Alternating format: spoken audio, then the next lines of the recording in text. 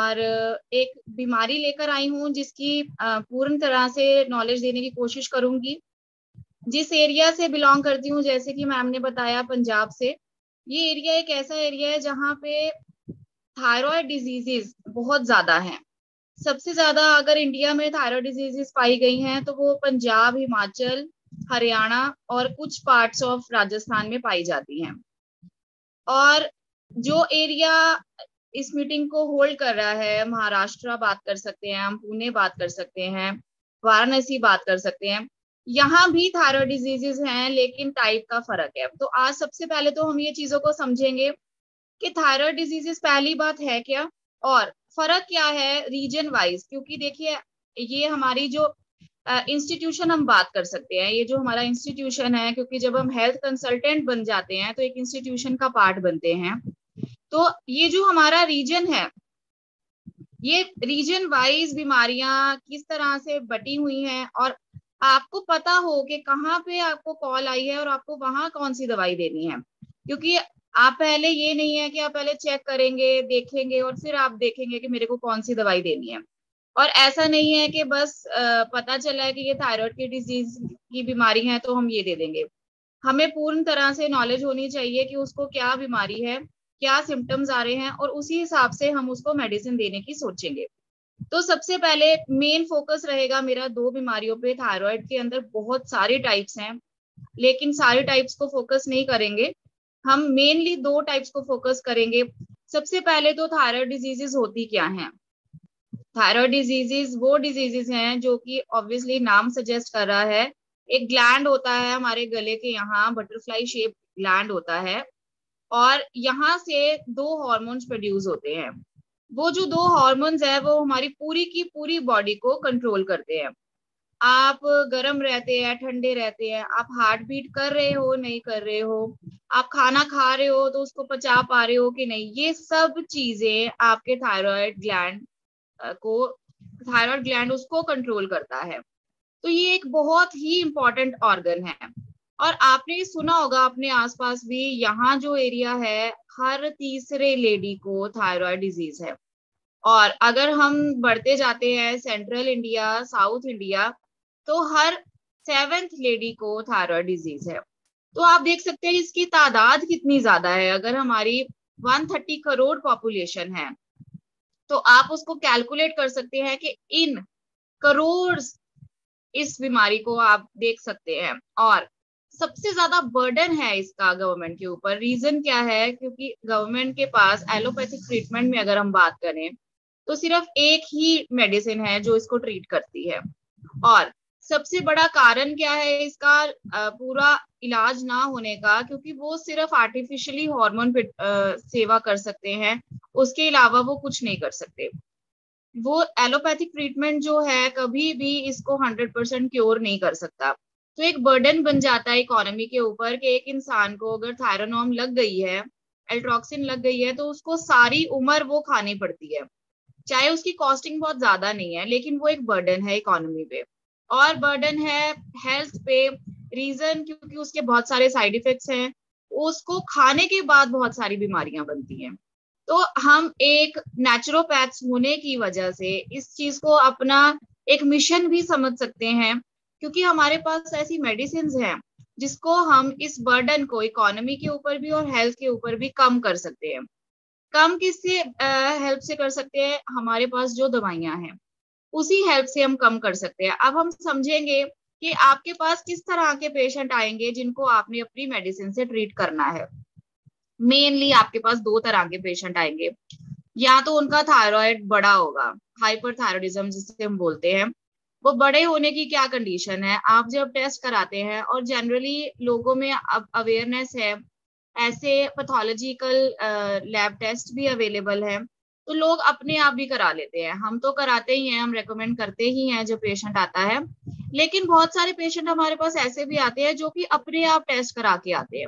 वो पैकेज मिल जाता है लेबोरेटरी से, क्योंकि बहुत ज्यादा चार्जेस नहीं लगते अगर आप फुल पैकेज कराते हो, तो वो पहले से ही टेस्ट करा के आते हैं। तो आपने क्या देखना है, अगर तो उसका T3 एंड T4 ज्यादा है, इट मीन्स कि वो हाइपरथायरॉयडिज्म में चल रहा है। और अगर उसका TSH ज्यादा है तो वो हाइपोथायरिज्म में चल रहा है। सबसे मेन चीज तो पहले ये है कि आपको डिफरेंशिएट करना है कि बीमारी क्या है, हाइपर और हाइपो में क्या फर्क है, क्योंकि दोनों के सिम्टम्स बिल्कुल अलग है। उस वजह से हमारी मेडिसिन का थोड़ा डिफरेंस आ जाता है। तो हमें जब पता चल जाएगा कि उसको हाइपर है या हाइपो है, तो हम उसके हिसाब से आगे डिटरमाइन कर पाएंगे कि हमें कौन सी मेडिसिन देनी है। अब उसमें सबसे ज्यादा कॉमन अगर थायराइडिज्म देखें हम तो हाइपोथायरिज्म होता है। हाइपर भी है, 30% लोगों को हाइपर थायराइडिज्म होता है, लेकिन वो इतना डिस्टर्बिंग नहीं होता। पहली बात, अगर बहुत ज्यादा रेंज में है तब वो इंसान को डिस्टर्ब करेगा, अदरवाइज वो ज्यादा डिस्टर्बिंग नहीं होता और सिम्टोमेटिक ट्रीटमेंट से वो ठीक हो जाता है। एलोपैथी में 100% क्योर नहीं होता, लेकिन आप अगर नेचुरोपैथी की तरफ जाते हो तो वो 100% क्योर भी हो जाता है। अब हम बात करेंगे हाइपोथायरिज्म की। हाइपोथायरिज्म मतलब कि आपके जो ग्लैंड में से हार्मोन प्रोड्यूस होने हैं, जिसका नाम है T3 एंड T4, वो पूरे जितने बॉडी के अंदर होने चाहिए वो नहीं है, वो कम प्रोड्यूस हो रहे हैं। रीजन क्या है? रीजन है हमारे थायराइड ग्लैंड को जो रेगुलेट करता है वो है हमारा माइंड। माइंड के अंदर एक ऐसा ऑर्गन है जिसको हम हाइपोथैलेमस बोलते हैं, वो एक हार्मोन प्रोड्यूस करता है TSH। सबसे इंपॉर्टेंट काम जो थायराइड डिजीजेस क्रिएट करने का है वो है आपका TSH अगर सही से काम नहीं कर रहा। और TSH सही से काम करने का मतलब आपका ब्रेन के अंदर हाइपोथैलेमस अगर प्रॉपरली वो हार्मोन बना रहा है, उसको सिग्नल हार्मोन बोलते हैं, वो अगर सिग्नल हार्मोन बना रहा है तभी आप थायराइड ग्लैंड में से हार्मोन्स अच्छे से प्रोड्यूस कर सकते हो और तभी उसकी फंक्शनिंग से आप फिट रह सकते हो। अगर ऐसा नहीं हो रहा है तो आपको बीमारी आएगी, और वो बीमारी को हम डिफ्रेंशिएट करेंगे। आज हम सिर्फ 2 टाइप्स को डिस्कस करेंगे। सबसे पहली टाइप होगी आयोडीन डेफिशिएंसी हाइपोथायरिज्म और दूसरी टाइप होगी ऑटो इम्यून। सबसे पहले अब समझेंगे कि आयोडीन डेफिशिएंसी हाइपोथायरिज्म में क्या होता है। आयोडीन डेफिशिएंसी जैसे कि नाम ही सजेस्ट कर रहा है, होता क्या है, वो एरियाज जो थोड़े हिली एरियाज है, माउंटेन एरियाज है, या वो एरियाज जो बिल्कुल माउंटेन्स के नीचे हैं, उन एरियाज में क्या होता है, देखिए पानी कहाँ से आ रहा है? पानी हमारे लिए पीने के लिए रिवर्स के थ्रू आता है, चाहे जो भी सोर्स बने आपके पास, टैप से आ रहा है, कहाँ से आ रहा है? वो ग्राउंड वाटर आएगा या फिर वो रिवर वाटर आएगा। तो जो तो ग्राउंड वाटर है वो अगर ट्रीट करके आपके पास बूस्टर के थ्रू आ रहा है तो उसमें क्लोरीन थोड़ी सी डाल दी जाती है, क्लोरीन और कई बार आयोडीन भी डाल दी जाती है, वो अगर आपकी गवर्नमेंट उस तरह का इनिशिएटिव रन कर रही है। लेकिन मैंने ऐसी चीज नोटिस की है, चाहे गवर्नमेंट रन कर रही है ऐसे इनिशिएटिव्स, आयोडीन एक ऐसी चीज है जो कि जैसे ही हवा के कांटेक्ट में आती है उड़ जाती है। तो जो पानी हमारे घर के अंदर आ रहा है वो बिना आयोडीन के आ रहा है, चाहे वो ट्रीट करके भेज रहे हैं उस पानी को।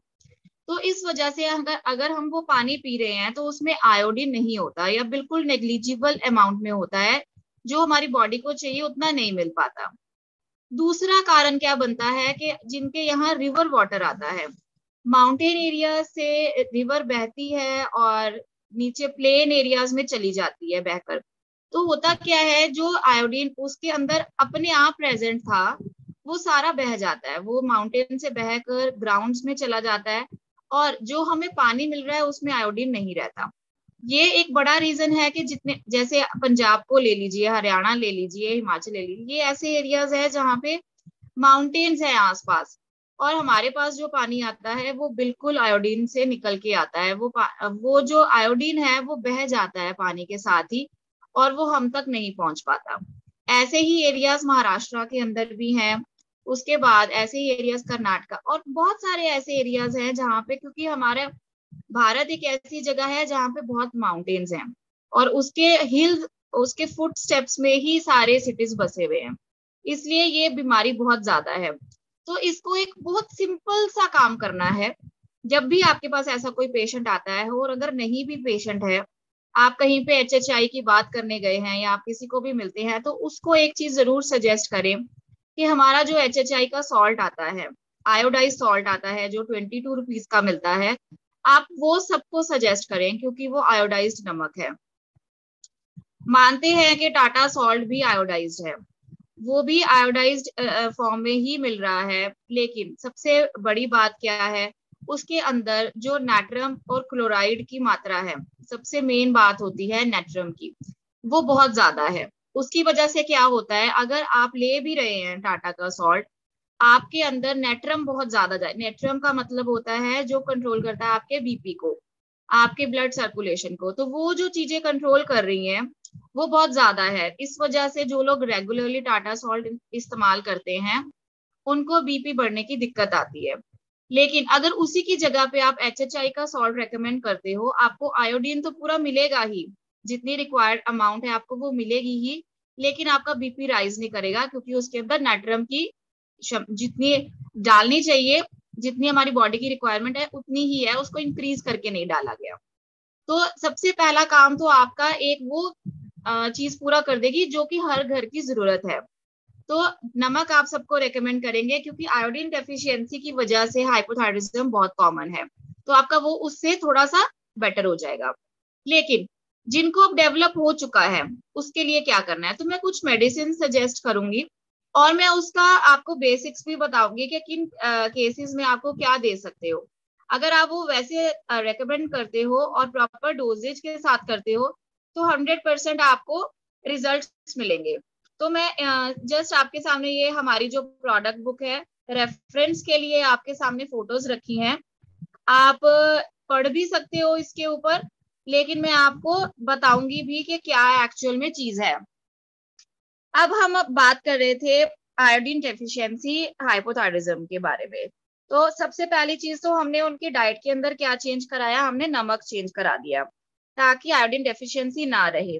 उसके बाद जो दूसरी चीज है वो आपने ऐड करनी है, वो 100% ऐड करनी ही करनी है। आपके पास थायराइड का डिजीज अगर लेकर पेशेंट आ जाता है, आपको सेल प्लस कैप्सूल ऐड करना ही करना है, क्योंकि इसके अंदर आप देखेंगे जो इंग्रेडिएंट्स है, मैंने इसीलिए ये पीडीएफ की फॉर्म में आपके सामने रखा है।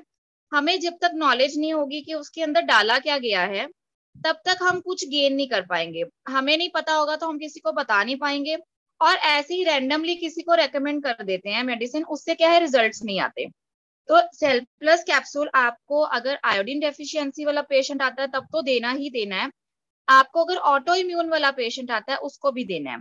ऑटो इम्यून के बारे में हम अभी बाद में बात करेंगे, और मैं बताऊंगी भी कि आपको कैसे पता चलेगा कि क्या फर्क है। आयोडीन डेफिशिएंसी का सिर्फ टेस्ट में आपको रिपोर्ट आएगी TSH ज्यादा होगा, वो 6.5 से ऊपर होगा तो आपको पॉजिटिव है हाइपोथायरायडिज्म। आपने उसको एक तो नमक चेंज करा दिया, उसके बाद उसको सेल प्लस कैप्सूल शुरू करना है। ये पर्पस क्या सॉल्व करेगा, सबसे बड़ी बात मैंने आपको बताया कि आपके ब्रेन से प्रॉब्लम आ रही है हाइपोथायरायडिज्म में, तो ब्रेन को कौन रेजुविनेट करेगा, वो करेंगे एंटीऑक्सीडेंट्स। और जो बेस्ट एंटीऑक्सीडेंट्स हैं वो अपने पास नोनी है।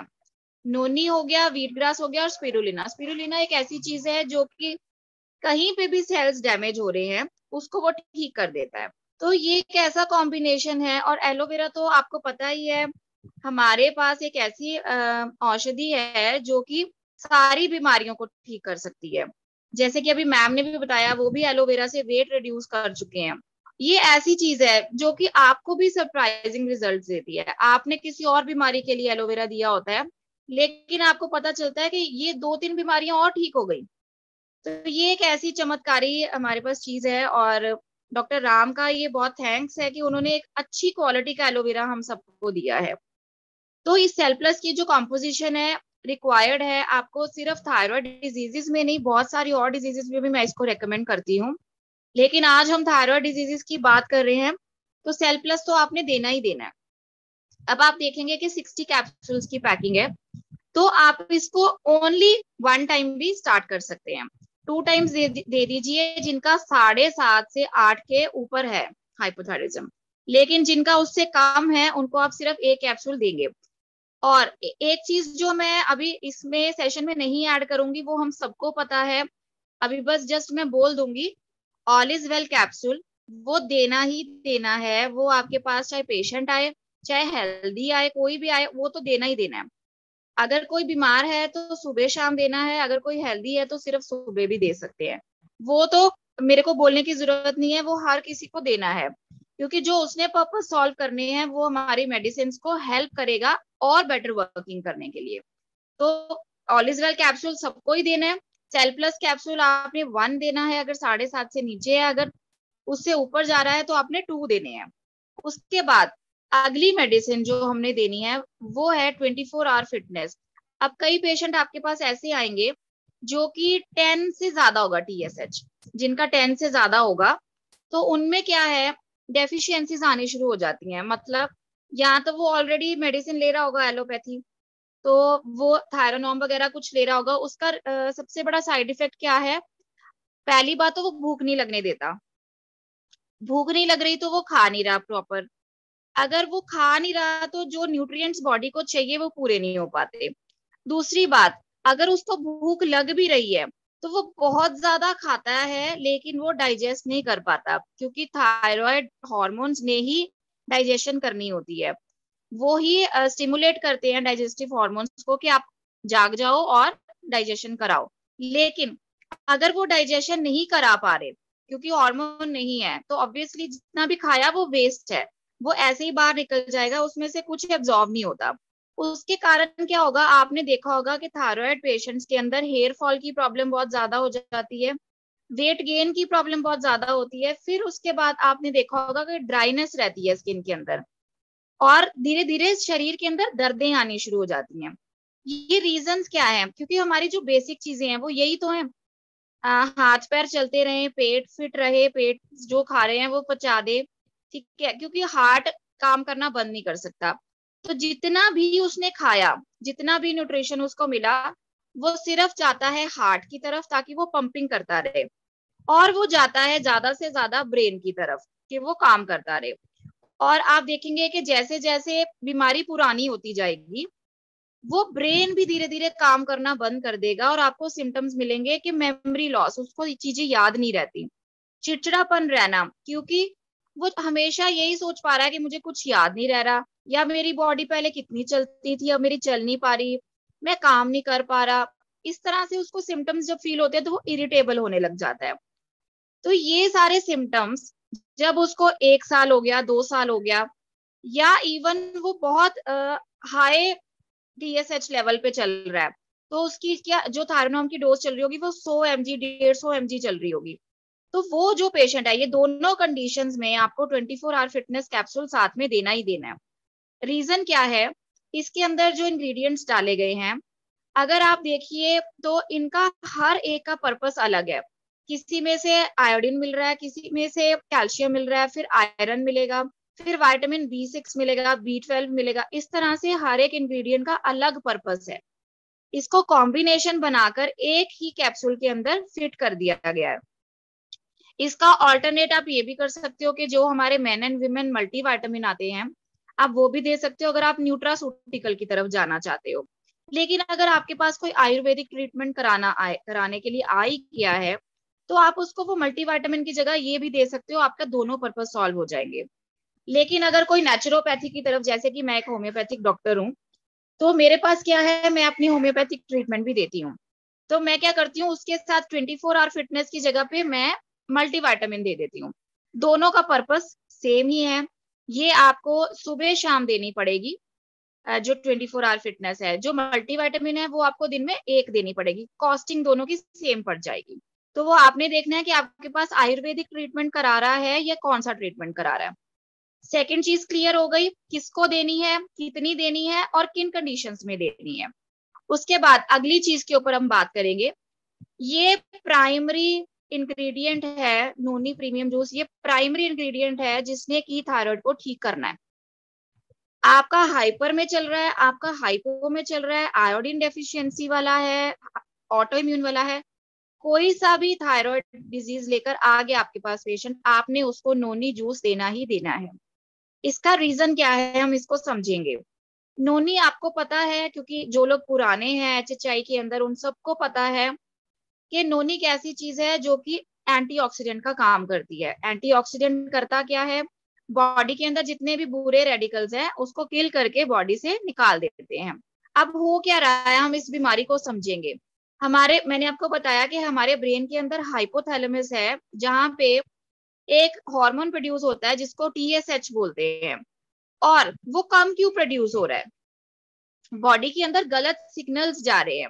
होता क्या है, जब आपके थायराइड हार्मोन्स बॉडी के अंदर एप्रोप्रिएट है, मतलब जितने होने चाहिए उतने हैं, तो बॉडी खुद ही सिग्नल दे देती है ब्रेन को कि अब और प्रोड्यूस नहीं करना TSH, आप रुक जाओ। लेकिन बीमारी कहाँ आ रही है? TSH रुक ही नहीं रहा, वो प्रोड्यूस होता ही जा रहा है, होता ही जा रहा है, होता ही जा रहा है। और वो होता क्यों जा रहा है, हम इस चीज को समझेंगे। देखिए ऐसा है, आपके घर में अगर कोई टंकी लगी हुई है पानी की, नीचे से मोटर चल रही है, ऊपर टैंकी में पानी भर रहा है, लेकिन वहां पे आपने कोई, जैसे वो स्टॉप वॉच होता है ना, वो लग जाता है, तो उसके बाद जब उस लेवल पे पानी आ जाता है तो वो अपने आप आवाज आ जाती है कि आप टैंकी बंद कर दो। लेकिन अगर आपने वो गॉज लगाया ही नहीं हुआ, तो क्या होगा, पानी पूरा ऊपर भी भर जाएगा और फिर बाहर भी गिरना शुरू हो जाएगा। हमारा ही जो ब्रेन है उसके अंदर ये गॉज लग जाता है। अगर तो वो गॉज प्रॉपरली काम कर रहा है, तब तो आपको जितना हार्मोन बनाना है उतना ही बनेगा। लेकिन अगर उसके अंदर खराबी आ गई है, खराबी आ गई है मतलब क्या, हमारी बॉडी के अंदर जो बुरे रेडिकल्स बन जाते हैं, वो सिग्नल नहीं दे पाते।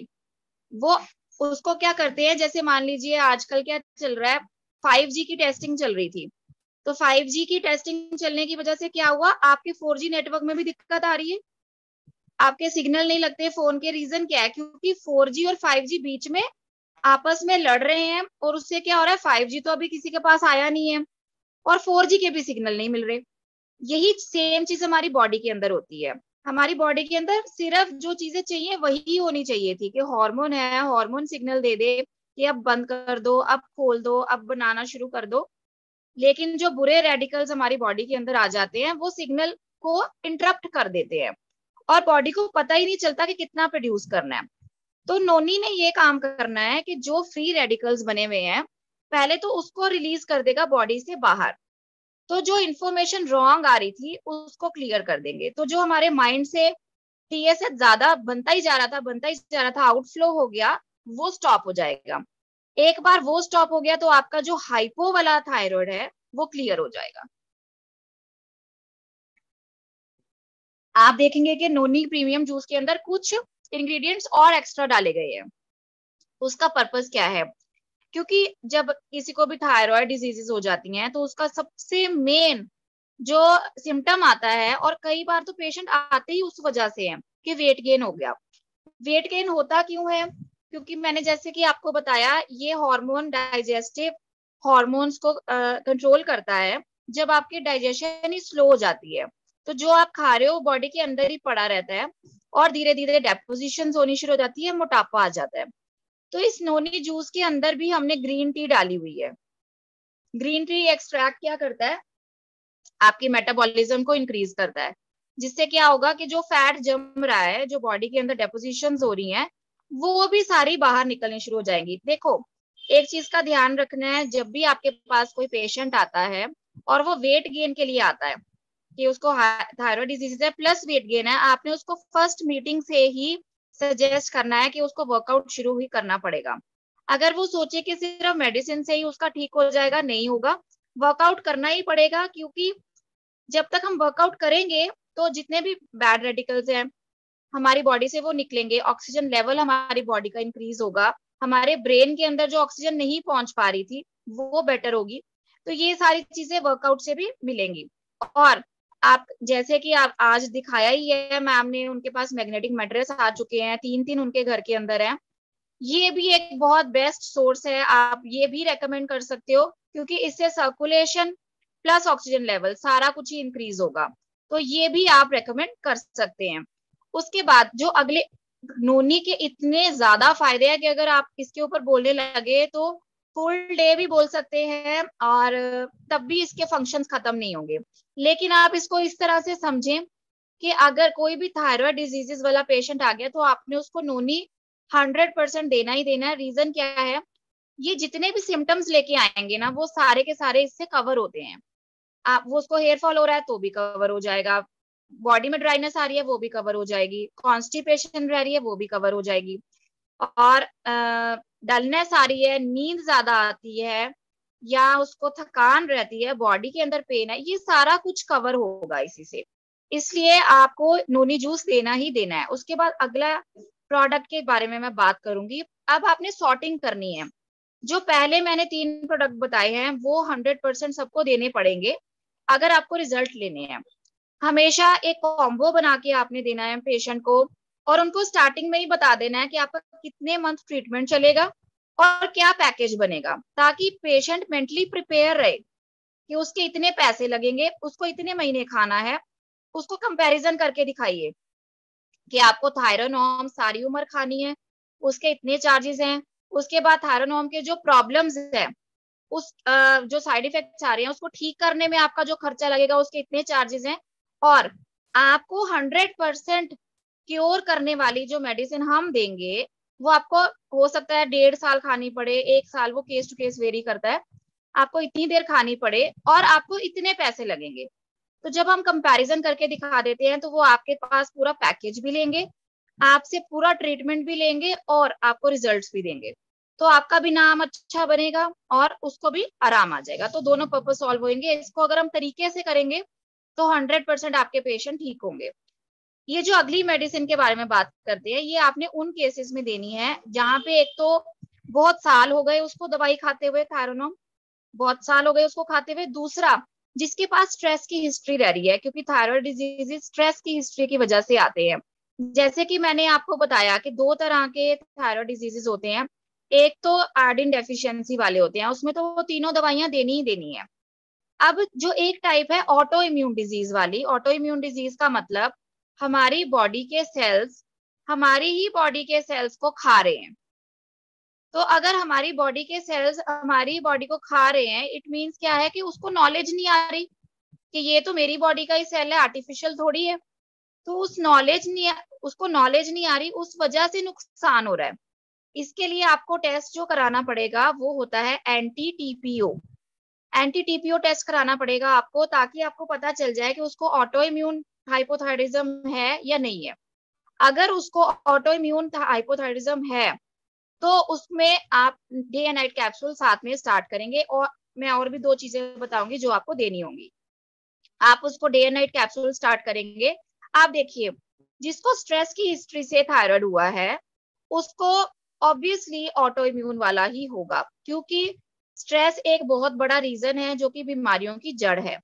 और वो थायराइड डिजीजेस करता ही करता है। उसके बाद वो कैंसर वाला थायराइड भी करता है। तो ये वाली सारे जो टाइप्स हैं वो स्ट्रेस की वजह से जनरेट होती हैं। वो स्ट्रेस ऐसा नहीं होता कि सिर्फ मेंटल स्ट्रेस, वो फिजिकल स्ट्रेस भी हो सकता है, वो मेंटल स्ट्रेस भी हो सकता है, इमोशनल स्ट्रेस भी हो सकता है, और आजकल तो बहुत ज्यादा जो आपको देखने को आता है फाइनेंशियल स्ट्रेस भी है। तो ये सारी चीजें हैं जो कि क्रिएट कर सकती हैं।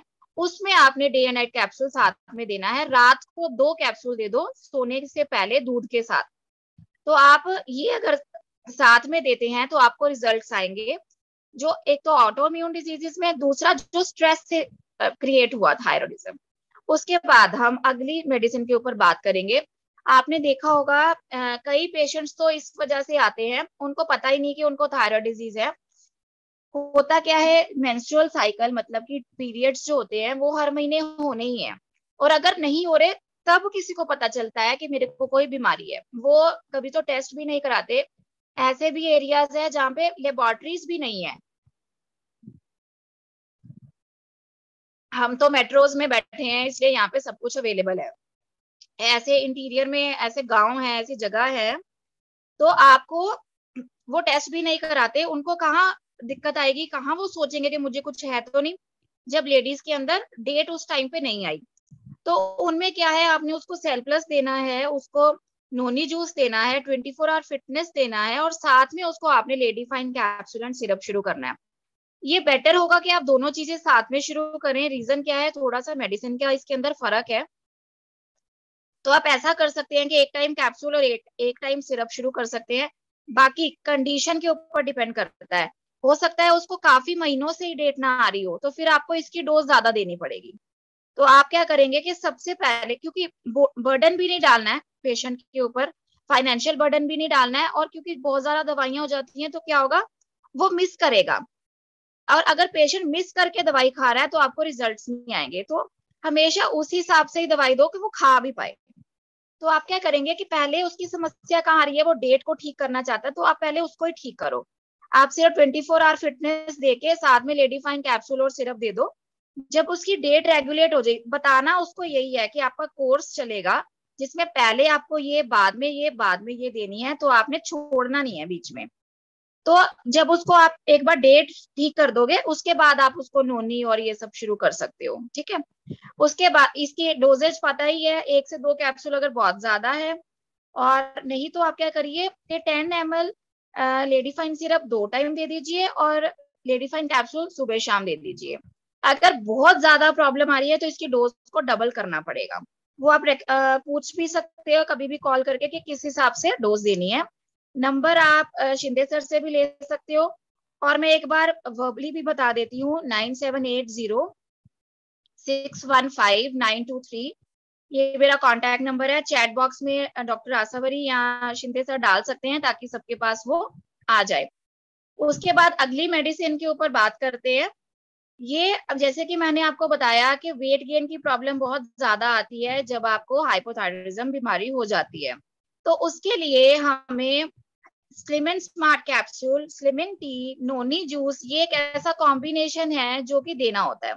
तो हो क्या रहा है, आपको थायराइड डिजीजेस में आप ऑलरेडी नोनी जूस दे रहे हो और आप 24 आवर फिटनेस भी दे रहे हो। ये दोनों मेडिसिन के अंदर वैसे वो चीजें हैं जो वेट रिड्यूस करेंगी। आपने प्राइमरीली ये मेडिसिन शुरू नहीं करनी, लेकिन अब आपने देखा कि उसका जो थायराइड का लेवल है वो 5 तक चला गया है, अब वो नॉर्मल आना शुरू हो गया है, लेकिन वेट जितना रिड्यूस होना चाहिए था वो नहीं हुआ। तो अगर वो जितना रिड्यूस होना चाहिए था वो नहीं हुआ, तब आपने ये स्टार्ट करना है, लेकिन फर्स्ट हैंड ये नहीं शुरू करना। क्योंकि होगा क्या, बर्डन आ जाएगा बॉडी के ऊपर। अभी बॉडी तो पहले ही फिट नहीं है, उसको तो पहले ही डाइजेस्ट नहीं हो रहा सब कुछ, और न्यूट्रिएंट्स पहले ही नहीं है बॉडी के अंदर, तो ये पहले नहीं शुरू करना है। आपको पहले उसकी बॉडी को रेगुलेट करके उसके हार्मोन की इंफॉर्मेशन को ठीक करना है, हार्मोन सही से बनने शुरू हो जाए। उसके बाद जब आपका थायराइड की गोली छूट गई, ये भी एक चीज को ध्यान रखना है, आपने ग्रेजुअली उसकी गोली को बंद करना है, एकदम से बंद नहीं करना।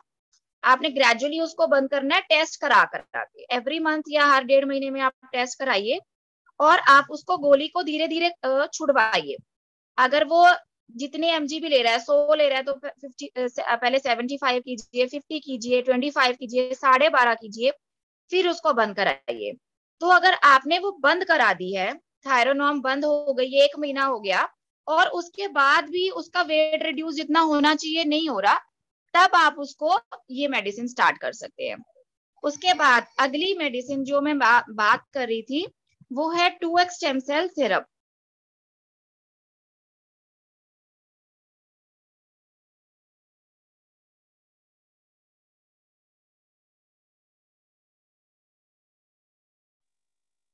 ये मेडिसिन उन पेशेंट्स को जरूर देनी है जिनके अंदर ऑटो इम्यून डिजीज है।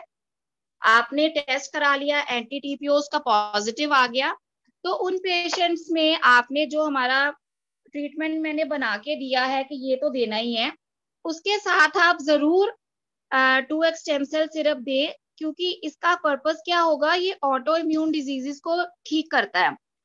ये इनको आप वीट एलर्जी डिजीजेस में भी दे सकते हो, आप ऑटो इम्यून थायराइड डिजीजेस में भी दे सकते हो, इवन कैंसर केसेस में भी दे सकते हैं।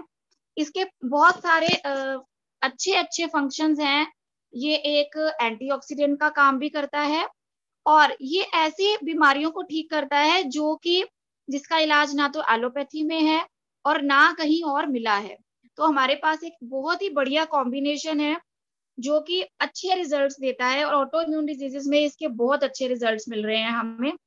तो आप इसको साथ में देंगे तो 10 ml आप दिन में 3 टाइम, जिनको ऑटो इम्यून डिजीज है, मैंने कई ऐसे पेशेंट्स भी ठीक किए हैं इसके साथ जो कि बहुत ज्यादा वैल्यूज के थे, बहुत ज्यादा उनकी वैल्यूज हैं, और वो इन्हीं बेसिस के ऊपर ठीक किए हैं। और मैं चलो एक होम्योपैथिक डॉक्टर हूँ, मैं साथ में अपनी मेडिसिन की हेल्प लेती हूँ, मैं अपनी मेडिसिन भी साथ में देती हूँ। जैसे कि ये स्टेम सेल वाला काम मेरी मेडिसिन भी करती हैं, तो हम वो भी करते हैं। लेकिन अगर आप कहें कि आपको होम्योपैथी से नहीं भी हेल्प करना है, आप टोटली आयुर्वेदिक ट्रीटमेंट देके उनको 100% क्योर कर सकते हैं। और आज का सेशन मैं यहीं पे वाइंड अप करूंगी। मुझे लगता है कि सबको कुछ परसेंट नॉलेज मिली होगी, थायराइड बीमारियां क्या है, किस बीमारी में क्या देना है, कितना देना है, और क्या क्या कॉम्बिनेशन बना के देना है। अगर इसके बाद भी आपको कुछ डाउट है, आप पूछना चाहते हैं, तो अगले 10 मिनट्स हम क्वेश्चन आंसर्स लेंगे।